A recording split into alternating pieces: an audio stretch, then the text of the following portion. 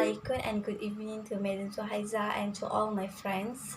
So today our group will be present on a topic 10, which is the third ASEAN Summit reflect on the declaration of the ASEAN Charter, examine all the principles that its member state should act accordingly.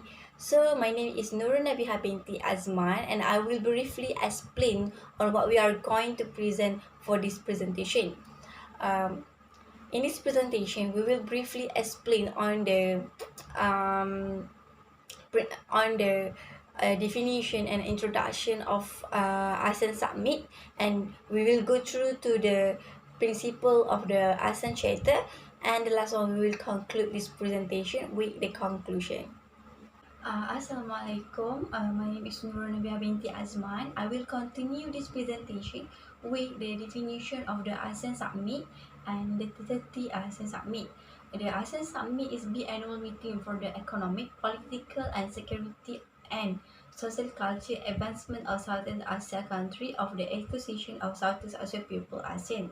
It's a significant regional ASEAN and international economic conferences with world leaders holding similar summit and meeting to address different problem and global challenge, exchange cooperation and make decision.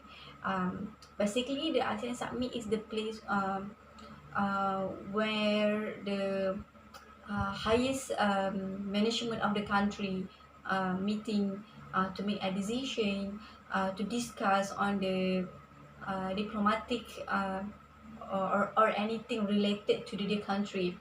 The world leader allowed the meeting for its effectiveness and its potential to achieve worldwide outcome. The 30 ASEAN Summit was held in November in Singapore, which is the key element of the discussion was set up to be on energy, environment, climate change, and sustainable development. In line with the theme of the ASEAN Leader Declaration of Environmental Sustainability was signed at the summit, and a proposal to work on a Singapore declaration on the environment issue at the third ASEAN Summit. The leader endorsed the ASEAN Economic Community Blueprint, which will have the chart concentrate target for the establishing a single market and production based on the ASEAN religion. The principle the ASEAN Charter that ASEAN Charter have been established to the ASEAN member, which is the first one is the first principle is respect for independence, sovereignty, and equality, and also a national identity of ASEAN member that have been stated. Okay, the theory of sovereignty and non-interference is the mark of the regional ASEAN approach, which is ASEAN have been developed a mechanism to establish a framework for human rights from 1973 onward. ASEAN also declared in the 1977 in Bangkok Declaration that it is determined to ensure its peace and survival in whatever manner or manifestation against foreign intervention. It means that they are promoting the peace and harmony to other country to protect and to ensure that other country in ASEAN to respect the national identity of all members. Okay, in this situation, it can be conclude that for example, in Malaysia, we need to maintain in Malaysia, maintaining Malaysia independence and sovereignty and security feature uphold the principle to respect the independence and sovereignty of region through a policy of non-interference hand in the internal affairs and problem of other country. Plus, it's also the objective that have been to address in political, economic, and security and social development and challenge on the world stage, which is the policy that have been stated in Malaysia also. They foster a good relationship and can strengthen a cooperation with other country. Okay, mean that if we have a good relationship, if we respect the other country, we can gain a benefit with them, which is and also we can got a lot of cooperation, and also we can build a good relationship with them. So in addition, the state of the interest of country can be developing, can be sustaining, can be internationally, so that the people will know us as a good country. So in order to make sure that um, the ASEAN have been established well. So the principle of ASEAN Charter have been stated that the ASEAN member states should be respect for independency, equality, and national and national national identity of all the country, in order um, to promote the peace and harmony. My name is Nurul Izzah binti Mat Salihuddin and I'm the second presenter. I will continue to the second point, which is respect for the different culture, language, religion of the people of ASEAN, while emphasizing their common value in the spirit of unity in diversity. During the 13th ASEAN Summit held, the ASEAN leaders agreed to develop the ASEAN Social Cultural Community ASCC Blueprint, one of the three blueprints representing the three pillars. The ASCC's primary mission is to form an ASEAN community that is people-centric and socially responsible, with the goal of achieving long-term cooperation and unity among ASEAN nations and peoples by forging and shared identity and developing a loving and sharing society that is inclusive and harmonious, and where people's well-being, livelihood, and welfare are enhanced. One of the goals of the ASCC is promotion of the ASEAN identity. This ASEAN identity shall be the basis of the Southeast Asia regional interests and the collective personality, norms, value, and belief and aspiration as one community. To attain this end, the ASEAN shall promote greater awareness and common value in the spirit of unity in diversity at all levels of society. One key element of this respecting the different culture, language, and religions of the people of ASEAN, emphasizing their common values in the spirit of unity and diversity, and to adopt them to present realities, opportunities, and challenges. One of the strategic goals is to instill a sense of belonging, strengthen solidarity in diversity, and promote deeper mutual understanding among ASEAN member states about their culture, history, faith, and civilization.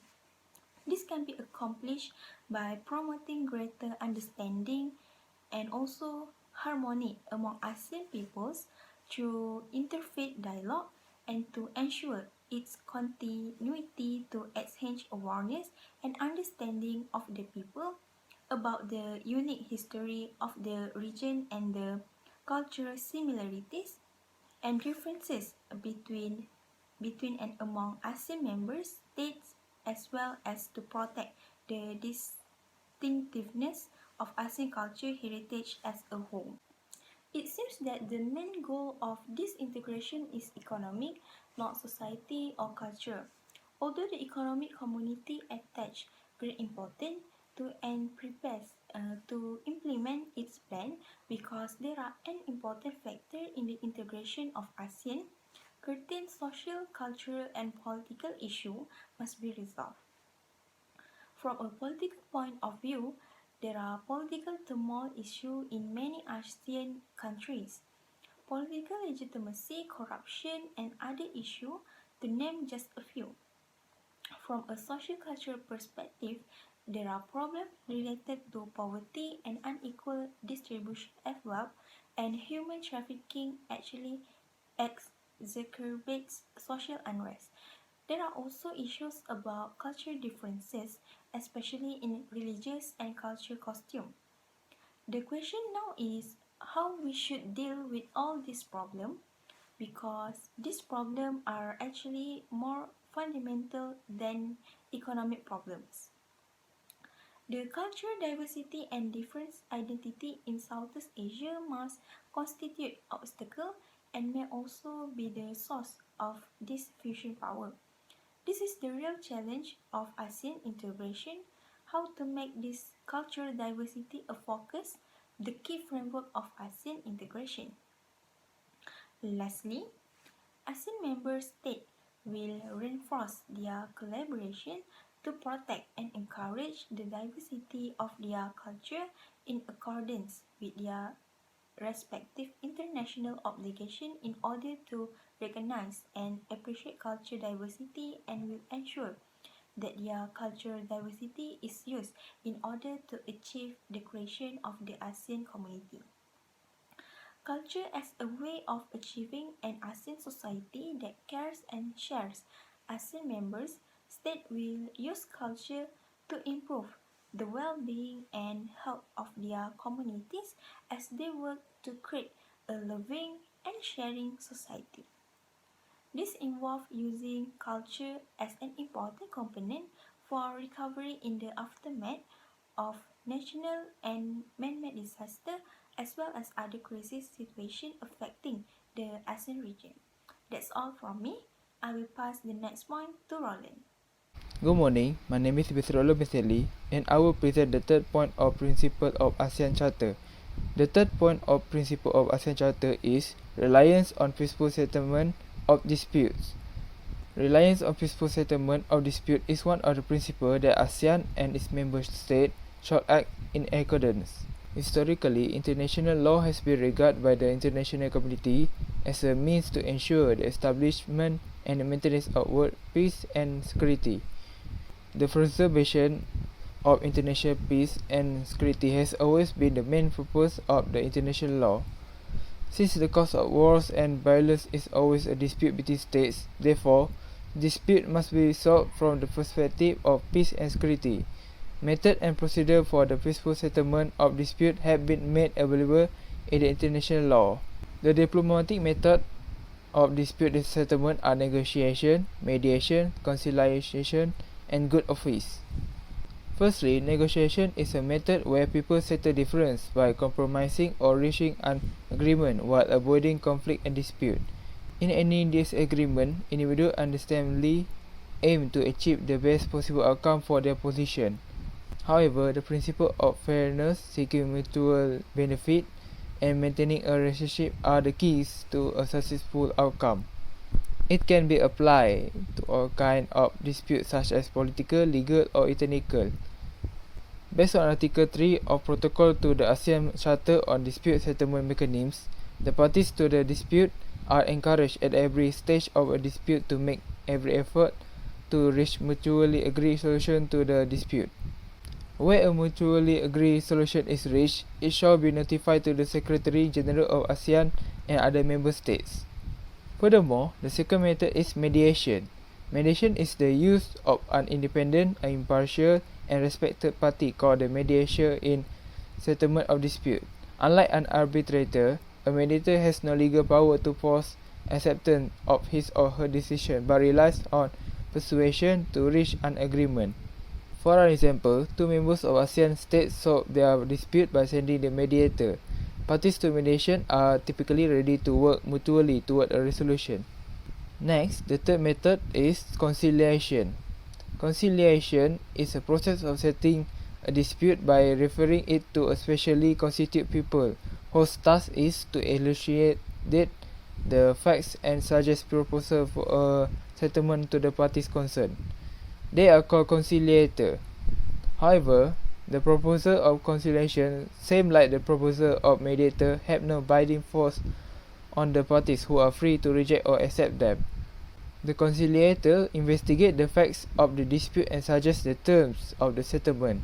The difference between conciliation and mediation is conciliation is more formal and flexible. For example, a mediator can present new proposal if their first proposal is not accepted, while a conciliator usually presents a single report. Besides, the fourth method is good office. Method of good office consists of various kinds of action aiming to encourage negotiation between the parties to a dispute. The profile of good office does not meet with disputants jointly but separately with each of them. The role of profile of good office terminates when the parties agree to negotiation or to resume negotiation. For example, two ASEAN states are not able to solve their dispute by negotiation, but they are convinced that a settlement is important. Then, the use of good office may be helpful. Good office may be used only with the agreement of both disputants. Good office is a third-party attempt to bring the disputants together in order to make it possible for the disputant to find an appropriate solution through negotiation. Based on Article 7 or Protocol to the ASEAN Charter on Dispute Settlement Mechanisms, the person providing good office, mediation or conciliation shall assist and facilitate the parties to the dispute to achieve the amicable settlement of the dispute between them in the light of the relevant provision of the ASEAN Charter and or any ASEAN instrument. Next, I will present the fourth point of Principle of ASEAN Charter. The fourth point is non-interference in the internal affairs of ASEAN member states. Non-interference in the internal affairs of ASEAN member states is also another one of principles that ASEAN and its member states should act in accordance. Based on the principle of national sovereignty, non-interference or non-intervention has historically been the norm for international behavior. The countries of Southeast Asia share a primary responsibility for strengthening the economic and social stability of the region and ensuring their peaceful and progressive national development. They are determined to ensure their stability and security from external interference in any form or manifestation in order to preserve their national identities in accordance with the ideas and aspirations of their people. They are recognizing the right of every state, whether large or small country, to lead its national existence free from outside interference in its internal affairs, as this intervention will adversely affect its freedom, independence and integrity. States in the East Asia have practiced non-intervention in a most rigid and demanding form. They drew up an elaboration of sketch with four main demands. The first demand is refraining from criticizing the action of government of member states toward their own people. It means that the neighboring states are not allowed to criticize the action of government from other states to their own country. The second demand is directing criticism at the action of states that are perceived to constitute a breach of the principle of non-intervention. This means that if a state direct criticism at the action of other states, then the criticism are apprehended to constitute a breach of the principle of non-intervention. Furthermore, the third demand is denying recognition, sanctuary or other forms of support to any rebel group seeking to destabilize or overthrow the government of a neighboring state. This means that ASEAN states must deny recognition, sanctuary or other form of support to any rebel group that seek to destabilize the government of other ASEAN states. Finally, the fourth demand is providing political support and material assistance to member states in their action against subversive activities. The fourth demand means that ASEAN member states must give support and assist the other ASEAN member states on their action against activities that can overthrow or destabilize ASEAN states. That's only for my presentation. Thank you. Hi and Assalamualaikum. My name is Naila Kashia binti Muhammad Zaiki and I am the last presenter. I will present about the principle ASEAN Charter. The last principle of ASEAN Charter is shared commitment and collective responsibility in enhancing regional peace, security and prosperity. ASEAN has established a good relationship with the country of its member to achieve its objective as a regional organization. To ensure that ASEAN can continue to work well without intervention of member states. Then, ASEAN introduced the concept of zone of peace, freedom and neutrality, which is a ZOFAN. Their relation and unity with 10 members of the bloc together to build more life for everyone by focusing on peace, community and prosperity. Geopolitical and geoeconomic challenges that may affect peace, security and stability in the region. The element of the post-2015 ASEAN community include promoting South ASEAN as a peaceful, stable and prosperous region. They will have three major pillars of the ASEAN community. ASEAN which is the first one is Security Political Community, the second one is ASEAN Economic Community, and the last one is ASEAN Social Culture Community. In terms of our political security, the acceptance of the ASEAN's Human Rights Declaration in 2012 is an important landmark for ASEAN mission to promote and protect human rights. The social culture community as the key milestone is important in building ASEAN-based people, focusing on more unity among the countries and the people of ASEAN by forming the same identity, building a caring society and willing to share. It is estimated 15 years after becoming a community by 2030. ASEAN will be the fourth economy of the world. The conclusion of the principle of ASEAN Charter is they remain relevant. ASEAN must train itself to actively and effectively address and overcome this challenge. Second, the ASEAN Charter should provide a framework for a strong organization. The last one is ASEAN in their domestic agenda as well as make a conscientious effort to promote the benefit of close regional integration. That's all. Thank you.